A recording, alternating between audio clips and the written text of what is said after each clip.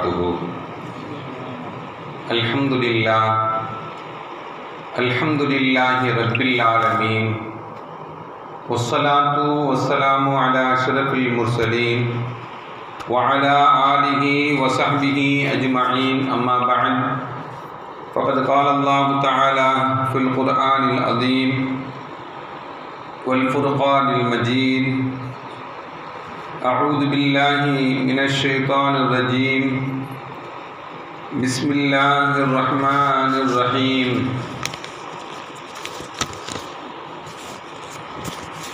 الله الذي خلقكم من ضعف ثم جعل من بعد ضعف قوة ثم جعل من بعد قوة ضعفا وشيبا. رب اشرح لي صدري ويسر لي أمري واحلل عقدة من لساني يفقهوا قولي. اللهم صل على سيدنا محمد اللهم صل عليه وسلم. கண்ணியத்திற்கும் மரியாதைக்கும் உரிய அல்லாஹுவின் நல்லடியார்களே, அருமையான சகோதர பெருமக்களே, நாயகம் ஹதரத் ஸல்லல்லாஹு அலைஹி வஸல்லமுடைய நற்பாக்கியம் நிறைந்த நல்லும்மத்துமார்களே, அருமையான பெருமக்களே, எந்த விஷயத்தை கேட்க இருக்கிறோமோ அந்த விஷயத்தின்படி அமல் செய்யக்கூடிய பாக்கியத்தினையும், கேட்ட விஷயங்களை பிறருக்கு எத்தி வைக்கக்கூடிய பாக்கியத்தினையும் அல்லாஹ் நம் அனைவருக்கும் வழங்கிடுவானாக. நம்முடைய வாழ்நாட்களை அல்லாஹ் ஆரோக்கியமான வாழ்நாட்களாக ஆக்கி தருவானாக. மருத்துவமனைகளுக்கு செல்லாத காலங்களாக ஆக்கி தருவானாக. மருத்துவமனை செலவினங்களிலிருந்து அல்லாஹ் நம் அனைவரையும் முழுமையான முறையில் பாதுகாப்பானாக.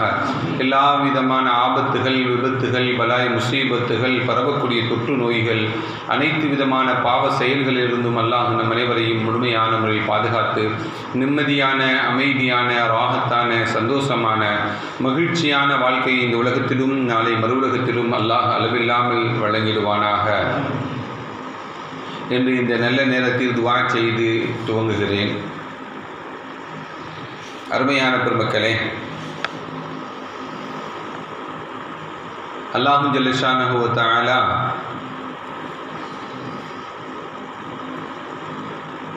மனிதனுடைய வாழ்வை 3 பருவங்களை கொண்டு அமைத்திருக்கிறான்.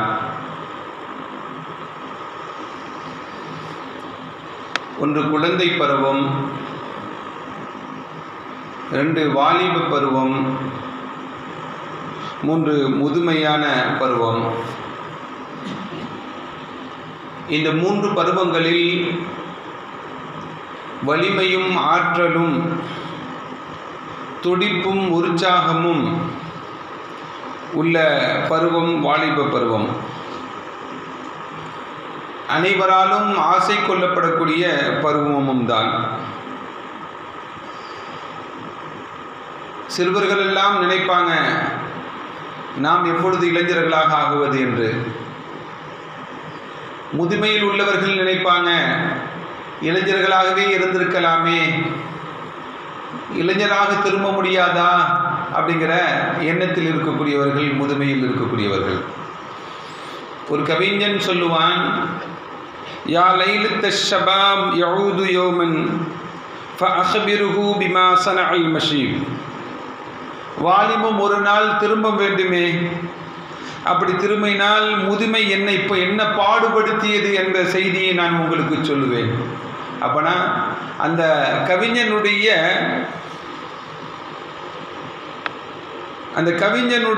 துன்பங்கள், முதுமையில் ஏற்படக்கூடிய துன்பங்களையும் கஷ்டங்களையும் அனுபவித்து சொல்லுகிறான். எனக்கு ஒரு வாலிபம் வந்துவிட்டால் முதுமையில் ஏற்பட்ட கஷ்டங்களுடைய செய்திகளை நான் உங்களுக்கு சொல்லுவேன் அப்படின்னு சொல்றான்.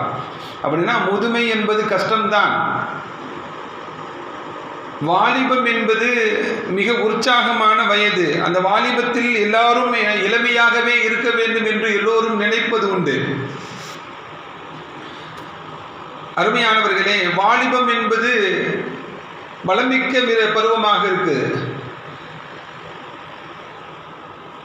ஏன் அல்லாஹ்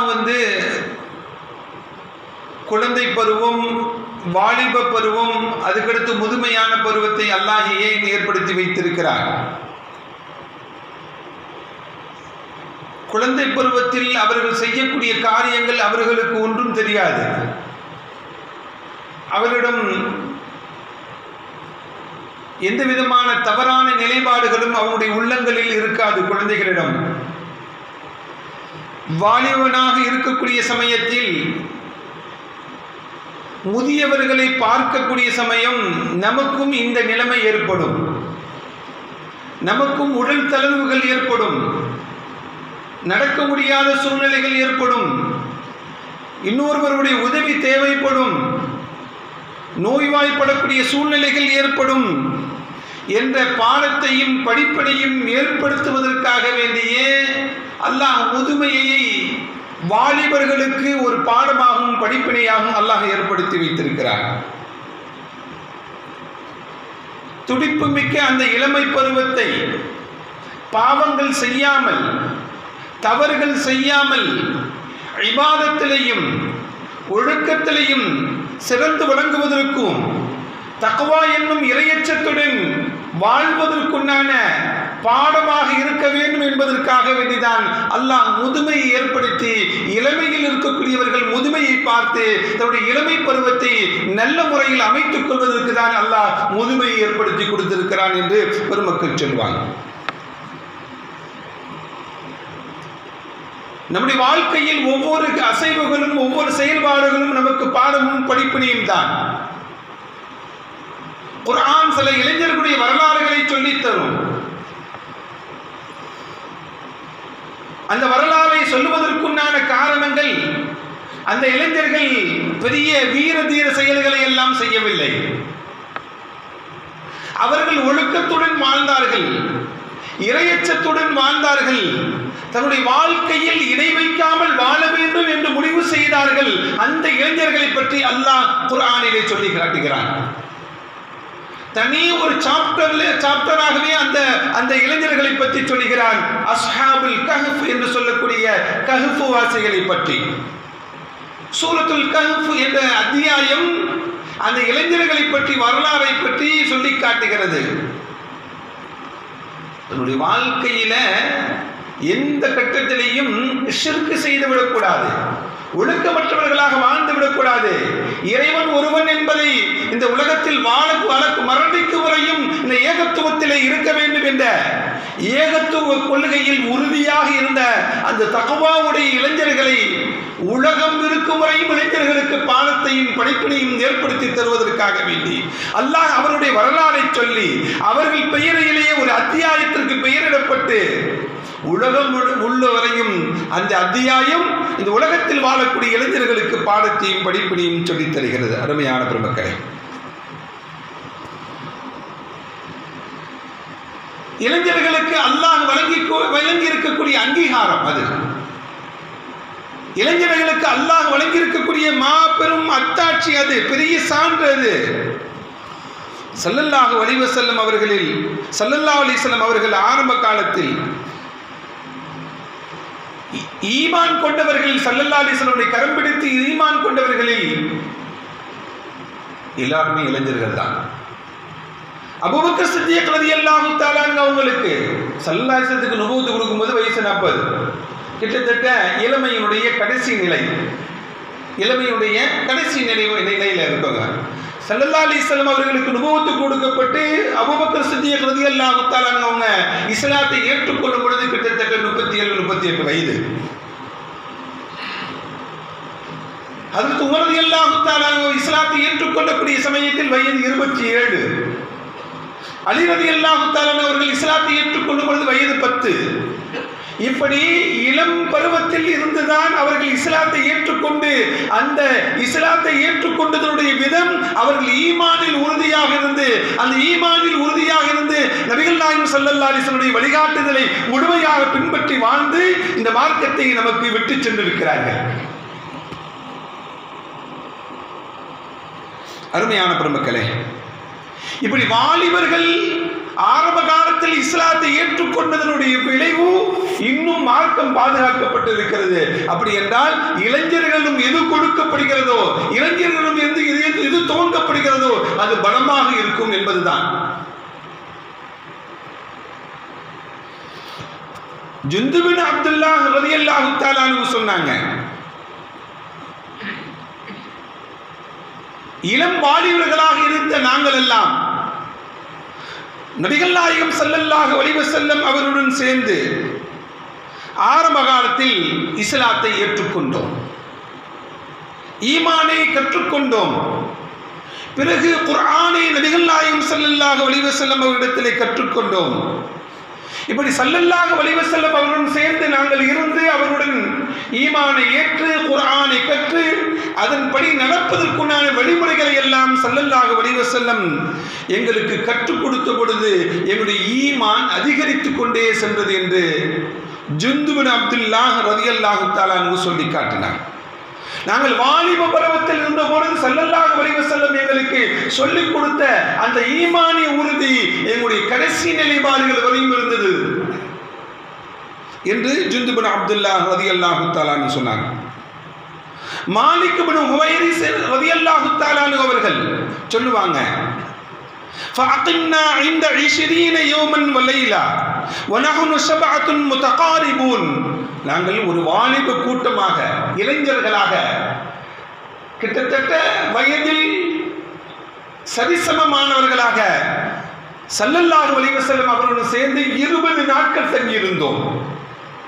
فَأَقِمْنَا عِنْدَهُ 20 يَوْمًا وَلَيْلًا 20 நாட்கள் ஸல்லல்லாஹு அலைஹி வஸல்லம் அவர்களுடன் சேர்ந்து தங்கியிருந்தோம். وَكَانَ رَسُولُ اللَّهِ صَلَّى اللَّهُ عَلَيْهِ وَسَلَّمْ رَحِيمًا رَفِيقًا ஸல்லல்லாஹு அலைஹி வஸல்லம் அவர்களுடன் சேர்ந்து இருந்த சமயத்தில் அவர்களுடைய அழகான பண்புகளை நாங்கள் கற்றுக்கொண்டோம், அவர்களுடைய அழகான குணங்களை கற்றுக்கொண்டோம், அவர்கள் மூலமாக நல்லொழுக்கங்களை நாங்கள் கற்றுக்கொண்டோம். ஸல்லல்லாஹு அலைஹி வஸல்லம் அவர்கள் மிகவும் இரக்கம் உடையவர்களாக இருந்தாங்க, மிகவும் இரக்கம் உடையவர்களாக இருந்தாங்க, மிகவும் சாஃப்டானவர்களாக இருந்தாங்க. மெல்லினமா ரொம்ப சாஃப்டா பேசக்கூடியவங்களாக மென்மையானவர்களாக நபிகள் நாயகம் ஸல்லல்லாஹு அலைஹி வஸல்லம் இருந்தாங்க. நாங்கள் ஸல்லல்லாஹு அலைஹி வஸல்லம் அவருடன் சேர்ந்து இருந்து கொண்டிருக்கக்கூடிய சமயத்திலேயே ஸல்லல்லாஹு அலைஹி வஸல்லம் அவங்க நாங்கள் எங்களுடைய குடும்பத்திற்கு செல்ல வேண்டும் என்ற உள்ளத்தில் ஏற்பட்ட சமயத்தில் கேட்டாங்க, உங்களுடைய குடும்பத்தை உங்களுக்கு தேடிடுச்சான்னு கேட்டாங்க. நாங்கள் எங்கள் ஊருக்கு போகணும், எங்களுடைய குடும்பத்தாருடன் சேர்ந்து போக வேண்டும் என்று எங்களுடைய உள்ளங்களில் ஏற்படக்கூடிய சமயத்தில் ஸல்லல்லாஹு அலைஹி வஸல்லம் சொன்னாங்க, உங்களுடைய குடும்பத்தார்களுடன் சேர்ந்து செல்ல வேண்டுமா, இர்ஜிஉ இலா அஹ்லிக்கும், நீங்கள் உங்களுடைய குடும்பத்தாருடன் போங்க நீங்க என்று நபிகள் நாயகம் ஸல்லல்லாஹு அலைஹி வஸல்லம் அவங்க சொன்னாங்க. நபிகள் நாயகம் ஸல்லல்லாஹு அலைஹி வஸல்லம் அவர்கள் எதையெல்லாம் எங்களுக்கு கற்றுக் கொடுத்தார்களோ எங்களுடைய கூட்டத்தார்களுக்கு நாங்கள் போய் கற்றுக் கொடுத்தோம். ஸல்லல்லாஹு அலைஹி வஸல்லம் எங்களுக்கு வெளி அனுப்பக்கூடிய சமயத்தில் சொன்னாங்க, ஸல்லு கமா ரஅய்துமூனி உஸல்லி, நான் எப்படி தொழுதேனோ அதே போல நீங்கள் தொழுது கொள்ளுங்கள் என்று சொன்னாங்க ஸல்லல்லாஹு அலைஹி வஸல்லம் அவங்க. நான் எப்படி தொழுதேனோ நீங்கள் அப்படியே தொழுது கொள்ளுங்கள்.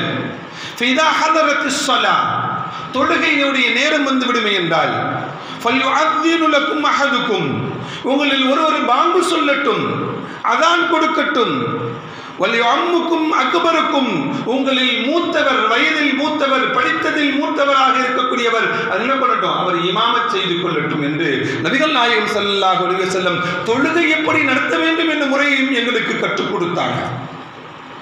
ஸல்லல்லாஹு அலைஹி வஸல்லம் அவர்களிடத்தில் நாங்கள் இளைஞர்களாக ஒரு டீமா உட்கார்ந்து ஸல்லல்லாஹு அலைஹி வஸல்லம் அவர்களுடைய நற்குணங்களையும் எங்களுடைய வாழ்க்கை முறைகளையும் கற்றுக்கொண்டோம். அவர்கள் தொழுகையை பற்றி உண்டான விஷயங்களையும் எங்களுக்கு கற்றுக் கொடுத்தார்கள். இப்படி இளைஞர்களை தன்னுடன் வைத்து அவர்களுக்கு நற்பண்புகளை ஊட்டக்கூடிய கடமை ஒவ்வொரு முதியவர்களுக்கும் இருக்கிறது, ஒவ்வொரு பொறுப்புதாரிகளுக்கும் இருக்கிறது. ஒவ்வொரு மஹல்லாவில் நாம் ஒரு தெருவில் வசிக்கிறோம் என்றால் நம் பகுதியில் இருக்கக்கூடிய இளைஞர்களை சீர்படுத்தக்கூடிய கடமை நமக்கு ஒவ்வொருவருக்கும் இருக்கிறது. ஸல்லல்லாஹு அலைஹி வஸல்லம் அவர்கள் அந்த சீர்படுத்தக்கூடிய பணியை செய்தார்கள் என்பதை தான் இந்த நிகழ்வு நமக்கு சொல்லி காட்டுகிறது. அபூ ஸஈத் அல்-குத்ரி ரலியல்லாஹு தஆலா அவங்க சொல்லுவாங்க, இதா ரஆ ஷபாப், அவங்க இளைஞர்களை பார்த்தாங்கன்னா அபூ ஸஈத் அல்-குத்ரி ரலியல்லாஹு தஆலா அவங்க மர்ஹபன் பி வஸிய்யத்தி ரசூலுல்லாஹி ஸல்லல்லாஹு அலைஹி வஸல்லம், இளைஞர்களை பார்க்கும் போதெல்லாம் அல்லாஹ்வின் தூதர் அவர்கள் யாரை குறித்து எங்களுக்கு உபதேசம் செய்தார்களோ அப்படிப்பட்ட இளைஞர்களே வாருங்கள் வாருங்கள் என்று அபூ ஸஈத் அல்-குத்ரி ரலியல்லாஹு தஆலா அழைப்பார்கள். எந்த சபையாக இருந்தாலும் இளைஞர்களாக இருக்கக்கூடியவர்களுக்கு தனி இடம் ஒதுக்கப்பட்டு அவர்களுக்கு ஸல்லல்லாஹு அலைஹி வஸல்லமுடைய ஹதீஸ்களை விளக்கி சொல்லி அந்த ஹதீஸ்களை அவர்களை மனனம் விளக்க செய்யக்கூடிய பொறுப்புகளை நாங்கள் செய்து கொண்டிருந்தோம் என்று ஹஜ்ரத் அபூ ஸஈத் அல்-குத்ரி ரலியல்லாஹு தஆலா அன்ஹு சொல்லி காட்டுவாங்க. அருமையான பெருமக்களே, இப்படி இளைஞர்களை தர்பியத்துப்படுத்தக்கூடிய கடமை ஒவ்வொரு பெரியவர்களுக்கும் இருக்கிறது, ஒவ்வொரு பெற்றோர்களுக்கும் இருக்கிறது, பகுதியில் இருக்கக்கூடிய நல்லவர்களுக்கு இருக்கிறது, மார்க்கம் கற்றவர்கள், மார்க்கம் தெரிந்தவர்கள், மார்க்கம் தெரியாதவர்களுக்கு சொல்லிக் கொடுக்கக்கூடிய கடமைகள் இருக்கிறது. ஒரு இளைஞரை கூட்டத்தை வைத்து எதை வேண்டும் என்றாலும் சாதிக்க முடியும். நம்மிடம் குர்ஆன் இருக்கிறது, வழிகாட்டுவதற்கான குர்ஆன், முதல் லின்னாஸ், அது குர்ஆன் மக்களுக்கு நேர்வழி காட்டக்கூடியது, அது குர்ஆன். அந்த குர்ஆனை அல்லாஹ் இறக்கி வைத்தான், அதை நாம் பாதுகாப்போம் என்கிறார் அல்லாஹ். ஆரம்ப காலத்தில் எல்லாம் குர்ஆன் புத்தக வடிவில் கிடையாது. ஸல்லல்லாஹு அலைஹி வஸல்லம் காலம் வரையும் புத்தக வடிவில் கிடையாது. ஸல்லல்லாஹு அலைஹி வஸல்லம் மௌத்திற்கு பிறகு ஹஜ்ரத் கலீஃபா அபூபக்கர் சித்திக் ரலியல்லாஹு தஆலா அவர்கள் பொறுப்பாக இருந்த சமயத்தில் யமாமா யுத்தம் என்று ஒன்று நடக்கிறது. அந்த யமாமா யுத்தத்தில் குர்ஆனை மனனமிட்ட நிறைய ஹாஃபிதுகள் கொலை செய்யப்படுகிறார்கள். அந்த யுத்தத்திற்கு பிறகு நிறைய ஹாஃபிதுகளை, குர்ஆன் மனனமிடப்பட்டவர்களை கொலை செய்யப்பட்டு இறந்த சமயத்தில் உமர் ரலியல்லாஹு தஆலா அவங்க அபூபக்கர் கலீஃபாவை சந்தித்து பேசுகிறார்கள். அமீருல் முஃமினீன் அவர்களே, யமாமாவில் நிறைய காரிகளையும் ஹாஃபிதுகளையும் நாம் இழந்து விட்டோம். எனக்கு ஒரு அச்சம் இருக்கிறது, குர்ஆன் நம்மிடமிருந்து பிரிக்கப்பட்டு விடுமோ, இல்லாமல் ஆகிவிடுமோ என்ற பயம் இருக்கிறது. அதனால குர்ஆன் யாரெல்லாம் மனப்பாடம் செய்து வைத்திருக்கிறார்களோ, பாதுகாத்து வைத்திருக்கிறார்களோ, அவர்களிடமிருந்து பெற்றுக்கொண்டு நாம் தொகுப்பாக ஆக்கிக் கொள்ளலாம், ஒரு புத்தகமாக ஆக்கிக் கொள்ளலாம், ஒரு தொகுப்பாக ஆக்கிக் கொள்ளலாம் என்று அதற்கு உமர் ரலியல்லாஹு தஆலா அவங்க கலீஃபா அபூபக்கர் சித்திக் ரலியல்லாஹு தஆலா அவங்களுக்கு ஆலோசனையாக வழங்குறாங்க. கலீஃபா அபூபக்கர் சித்திக் ரலியல்லாஹு தஆலா அவங்க சொன்னாங்க, ஸல்லல்லாஹு அலைஹி வஸல்லம் இதுக்கு நமக்கு ரோல் மாடலாக இல்லையே. குர்ஆனை ஒன்று சேர்த்து ஒரு புத்தக வடிவிலே உருவாக்குவதற்கு ஸல்லல்லாஹு அலைஹி வஸல்லம் முன்மாதிரி நமக்கு இல்லையே. ரசூலுல்லாஹி ஸல்லல்லாஹு அலைஹி வஸல்லம் அவர்கள் காட்டாத வழியாக இருக்க நமக்கு சொல்லித் தரலையே. இதை நாம் எப்படி செய்ய முடியும்? மார்க்கத்தில் இல்லாததை எப்படி செய்ய முடியும்? உமர் ரலியல்லாஹு தஆலா திரும்பவும் கலீஃபா அவர்களுக்கு நினைவுபடுத்தி, இதை நாம் செய்யவில்லை என்றால் நம்மிடமிருந்து குர்ஆன் இல்லாமல் ஆகிவிடும் என்ற பயம் இருக்கிறது. இது நல்ல விஷயம் தானே, தவறான விஷயத்திற்கு நாம் ஒரு முடிவு செய்யவில்லையே. ஒரு நல்ல விஷயத்தை நாம் தேர்ந்தெடுத்து அதை செய்வது நல்லது தானே என்று திரும்பவும் வழியுறுத்த அபூபக்கர் சித்திக் ரலியல்லாஹு தஆலா அவங்க குர்ஆனை தொகுக்க வேண்டும் என்று முடிவுக்கு வந்துள்ளார்கள். முடிவுக்கு வந்து அந்த பணியை யாருக்கு கொடுக்கிறாங்க தெரியுமா?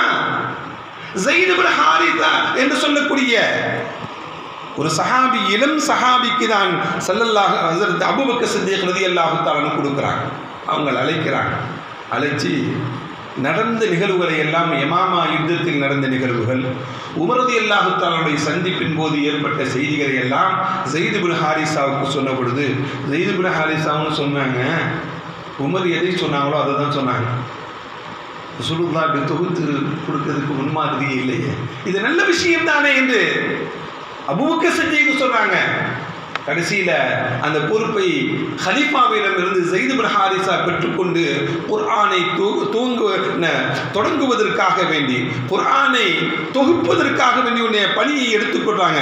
அந்த பணியை எடுத்துக்கொண்ட ஸைத் இப்னு ஹாரிஸா ரலியல்லாஹு தஆலா அவங்க சொல்லுவாங்க, இந்த மலை இருக்கிறதுல இந்த மலையை கூட நான் புரட்டி விட முடியும், ஆனால் இந்த குர்ஆனை தொகுக்கக்கூடிய பணி இருக்கிறது அதை விட கடினமான பணி அது அப்படின்னாங்க.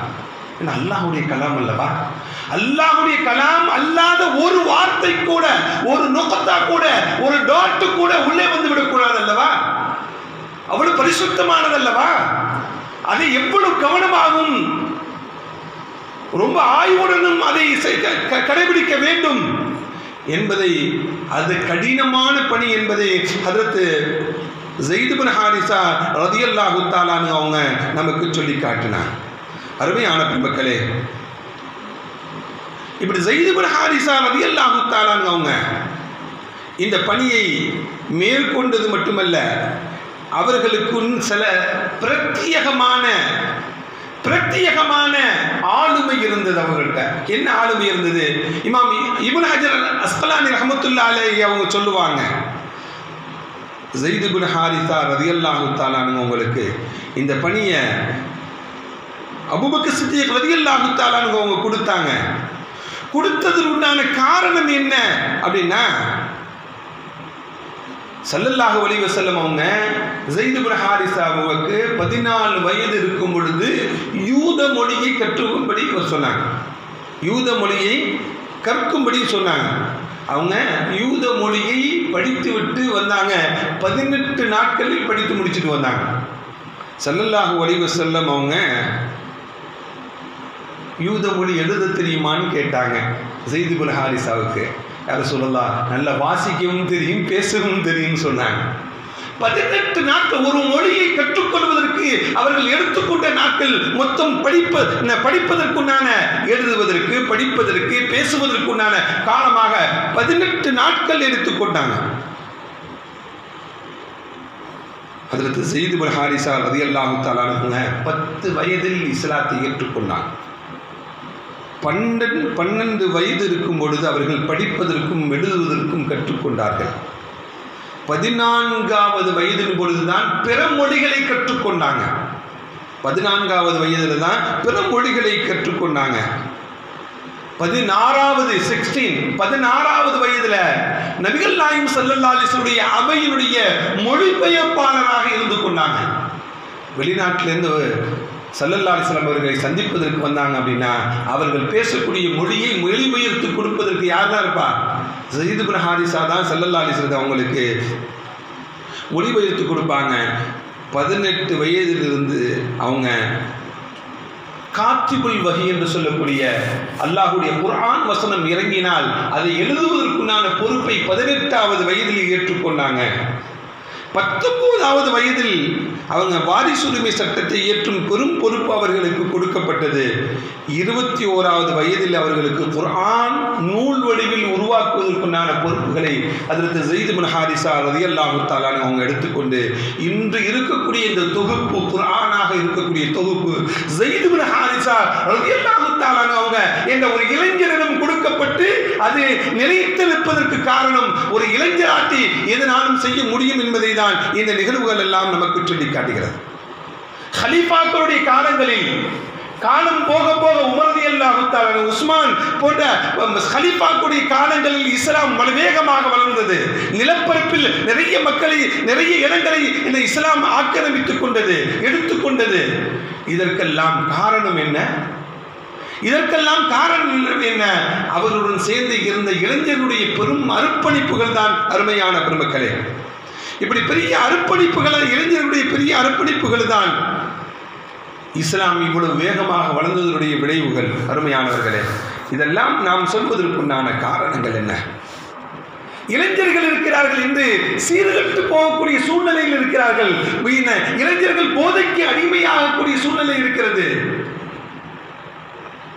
சீர்கட்டு போகக்கூடிய சூழ்நிலைகள் இருக்கிறது. இளைஞர்கள் அவர்களை சீர்படுத்தக்கூடிய கடமை ஒவ்வொரு பெற்றோர்களுக்கும் இருக்கிறது, ஒவ்வொரு பெரியவர்களுக்கும் இருக்கிறது. அவர்களுக்கு அழகான முறையில் அவர்கள் தவறு செய்து விட்டாலும் தவறுகளை திருத்துவதற்குண்டான வழிகளை நாம் ஏற்படுத்தி கொடுக்க வேண்டும். ஒரு தவறை பார்த்து ஸல்லல்லாஹு அலைஹி வஸல்லம் யாரையும் கண்டித்ததில்லை. அவருடைய மனமாற்றத்தை உருவாக்குவதற்குண்டான வழிகளை தான் நபிகள் நாயகம் ஸல்லல்லாஹு அலைஹி வஸல்லம் உருவாக்கினார்கள். ஒரு மனிதர் வருகிறார், ஒரு இளைஞர் வருகிறார், வந்து ஸல்லல்லாஹு அலைஹி வஸல்லத்துல கேட்கிறார், யா ரசூலல்லாஹ் இஅ்தல்லி பிஸினா, விபச்சாரம் செய்வதற்கு அனுமதி கொடுங்கன்னு கேட்கிறார். ஸல்லல்லாஹு அலைஹி வஸல்லத்துல விபச்சாரம் செய்யணும், எனக்கு அனுமதி கொடுங்கன்னு கேட்கிறார். அருகாமையில் இருந்தவங்கலாம் கோபப்பட்டு அவரை ஒரு மாதிரியா இது பண்ணுறாங்க. ஸல்லல்லாஹு அலைஹி வஸல்லம் எதுவுமே சொல்லலை. அந்த மனிதருக்கு உனக்கு விபச்சாரம் செய்ய வேண்டுமா, செஞ்சுக்கணும்னு சொல்லி அனுமதி கொடுத்துட்டு உட்கார சொன்னாங்க. உட்கார வச்சுட்டு ஸல்லல்லாஹு அலைஹி வஸல்லம் சொன்னாங்க, அத்துஹிப்புஹு லி உம்மிக, உன்னுடைய தாய் விபச்சாரம் செய்வதை நீ விரும்புவியான்னு கேட்டான். உன் தாய் விபச்சாரம் செய்வதை நீ விரும்புவாயா? உன்னுடைய சகோதரி விபச்சாரம் செய்வதை நீ விரும்புவாயா? அப்படி என்றால் நீ யாருடன் விபச்சாரம் செய்வதற்கு விரும்புகிறாயோ அவள் ஒருவருக்கு தாயாக இருக்கலாம், ஒருவருக்கு சகோதரியாக இருக்கலாம், ஒருவருக்கு பிள்ளையாக இருக்கலாம், மகளாக இருக்கலாம். நீ மட்டும் உன் தாய் விபச்சாரம் செய்யக்கூடாதுன்னு நினைக்கிற? நீ மட்டும் உன் சகோதரி விபச்சாரம் செய்யக்கூடாதுன்னு நினைக்கிற? நீ மட்டும் உன் பிள்ளை விபச்சாரம் செய்யக்கூடாதுன்னு நினைக்கிற? ஆனால் இன்னொருவருடைய பெண் பிள்ளை விபச்சாரம் செய்வதற்கு நீ அனுமதிப்பியா என்று ஸல்லல்லாஹு அலைஹி வஸல்லம் அவருக்கு நன்கு விளங்கும்படி சொன்னார்கள். ரசூலுல்லாஹ், உன்னுடைய உள்ளத்தில் சில ஊசலாட்டங்கள் ஏற்பட்டு விட்டது, அந்த எண்ணங்கள் என்னுடைய உள்ளத்தில் ஏற்பட்டு விட்டது யா ரசூலுல்லாஹ், அதனால் உங்களிடம் கேட்டேன் யா ரசூலுல்லாஹ் என்று சொன்ன உடனே ஸல்லல்லாஹு அலைஹி வஸல்லம் அவங்க தன்னுடைய கரத்தினால் அவருடைய நெஞ்சு பகுதியை தடவி விட்டு சொன்னாங்க, அல்லாஹும்ம தஹ்ஹீர் கல்பஹு, யா அல்லாஹ் அவருடைய உள்ளத்தை தூய்மைப்படுத்துவாயாக. அல்லாஹும்ம தஹ்ஹீர் கல்பஹு, யா அல்லாஹ் அவருடைய உள்ளத்தை தூய்மைப்படுத்துவாயாக. வக்ஃபிர் தம்பஹு, யா அல்லாஹ் அவருடைய பாவத்தை மன்னிப்பாயாக. வஹஸ்ஸின் ஃபர்ஜஹு, அவருடைய மானத்தை யா அல்லாஹ் நீ பாதுகாப்பாயாக என்று ஸல்லல்லாஹு அலைஹி வஸல்லம் அந்த இளைஞருக்காக வேண்டி துஆ செய்தாங்க. அதற்கு பிறகு நான் என்னுடைய வாழ்க்கையில் அந்த கெட்ட எண்ணமே ஏற்படவே இல்லை என்று சொன்னார் அந்த மனிதர். அருமையான பெருமக்களே, இளைஞர்கள் என்பவர்கள் தவறுக்கு முற்படத்தான் செய்வார்கள். அவர்கள் அந்த தவறுக்கு செல்ல விடாமல் பாதுகாக்கக்கூடிய கடமை நமக்கு இருக்கிறது. அவர்கள் மிரட்டி உருட்டியெல்லாம் ஒன்றும் செய்ய முடியாது. பக்குவமா சொல்லணும், அவங்களுக்கு கவுன்சிலிங் கொடுக்கணும், உட்கார வச்சு பேசணும் என்பதுதான் ஸல்லல்லாஹு அலைஹி வஸல்லம் வரலாறு. அவர்கள் கொடுத்த செய்திகள் நமக்கு அதுதான் சொல்லி காட்டுகிறது. இன்னைக்கு எங்கு பார்த்தாலும் கருப்பிடிப்பு செய்திகள் பார்க்கிறோமா இல்லையா? கல்கத்தால பிஜி மாணவி, மருத்துவ மாணவி, படித்துக் கொண்டிருக்கக்கூடிய மாணவி கபலீகரம் செய்த காட்சிகள் எல்லாம் இந்தியா முழுவதும் முடுக்கி எடுக்கிறது. இன்றும் அந்த துயர நிகழ்விலிருந்து யாரும் மீள முடியவில்லையே. நம்ம தமிழ்நாட்டில் கிருஷ்ணகிரியில் என்சிசி கேம்ப் நடத்துறதுன்னு சொல்லி சின்ன சின்ன பிள்ளைங்க அவங்கள்ட்ட எல்லாம் பாலியல் தொந்தரவு கொடுத்த அந்த பிள்ளைகளை, எவ்வளோ காட்சிகள், இவ்வளவு துயரமான நிலைகள். அதை தாண்டி இந்த இஸ்லாமிய சமுதாயத்தில் இருக்கக்கூடிய இளைஞர்கள் படும் மோசமாக போதைக்கு அடிமையாகி கொண்டிருக்கக்கூடிய நிலைகள் எல்லாம் இருக்கிறது. அவர்களை எல்லாம் பக்குவப்படுத்தக்கூடிய கடமை ஒவ்வொரு பெரியவர்களுக்கும் இருக்கிறது, ஒவ்வொரு பொறுப்புதாரிகளுக்கும் இருக்கிறது. அருமையான பெருமக்களே, நாளை மறுமை நாளையிலே அல்லாஹ் உங்களிடம் கேட்பான், இவ்வளவு இளைஞர்களை உங்களுக்கு கொடுத்தோமே, உங்களுடைய மஹல்லாவுக்கு கொடுத்தோமே, நீங்கள் வசிக்கக்கூடிய பகுதிக்கு கொடுத்தோமே, நீங்கள் என்ன நேர்வழிப்படுத்தினீர்கள், அவர்களுக்கு எப்படி ஒழுக்கத்தை போதித்தீர்கள் என்றெல்லாம் அல்லாஹ் நம்மிடம் கேட்டால் நாம் என்ன பதில் சொல்ல போகிறோம்? அருமையான பெருமக்களே, நாளைக்கு முன்னாடி சுகைல் அப்படிங்கிற முகமது சுகைல் அப்படிங்கிற ஒரு இஸ்லாமிய இளைஞர் இளம்பெண்களுடன் சேர்ந்து இரவு நேர நடன இதில் போய் டான்ஸ் ஆடி இருக்கும் பொழுது மௌத்தாயிட்டான். எல்லாரும் பார்த்துருப்பீங்க, செய்திகள் கிடைச்சிருக்கு. நம்முடைய இளைஞர்களுடைய நிலைப்பாடுகள் இதுதான். மார்க்கம் இல்லை, குர்ஆனுடைய வழிகாட்டுதல் இல்லை, பெரியவர்களுடைய வழிகாட்டுதல் இல்லை. பிள்ளை எப்படியோ வளர்ந்துட்டு போறான். அப்படியா? ஈமான் பறி போகிறது. ஒரு உள்ளங்களில் ஈமான் இல்லையே. ஒரு ஹராமான நிலைப்பாடில் அவன் மரணிக்கிறான் என்றால், ஒரு ஈமான் இல்லாத சூழ்நிலையில் அவன் மரணிக்கிறான் என்றால் நம்ம ஒவ்வொருடைய மூமினுடைய உள்ளங்களும் பதற வேண்டாமா? எத்தனை பெண் பிள்ளைகள் இஸ்லாத்தை விட்டு வெளியே சென்று மாற்று மதத்தவருடன் திருமணம் முடிக்கக்கூடிய காட்சிகள் எல்லாம் அரங்கேறுகிறது தெரியுமா? அருமையானவர்களே, நாம் நம்முடைய பிள்ளைகளை பாதுகாக்க வேண்டும், இளைஞர்களை பாதுகாக்க வேண்டும். அந்த பாதுகாக்கக்கூடிய கடமை நம் ஒவ்வொருவருக்கும் இருக்கிறது. அல்லாஹ் ஜல்ல ஷானஹு தஆலா நம் பகுதியில் வாழக்கூடிய அனைத்து இளைஞர்களையும் பாதுகாப்பானாக, நேர்வழிப்படுத்துவானாக என்று இந்த நல்ல நேரத்தில் துஆ செய்து எனது உரையை நிறைவு செய்கிறேன். வஆஹிரு தஅவானா அனில் ஹம்துலில்லாஹி ரப்பில் ஆலமீன். அஸ்ஸலாமு அலைக்கும் வரஹ்மத்துல்லாஹி வபரகாத்துஹு.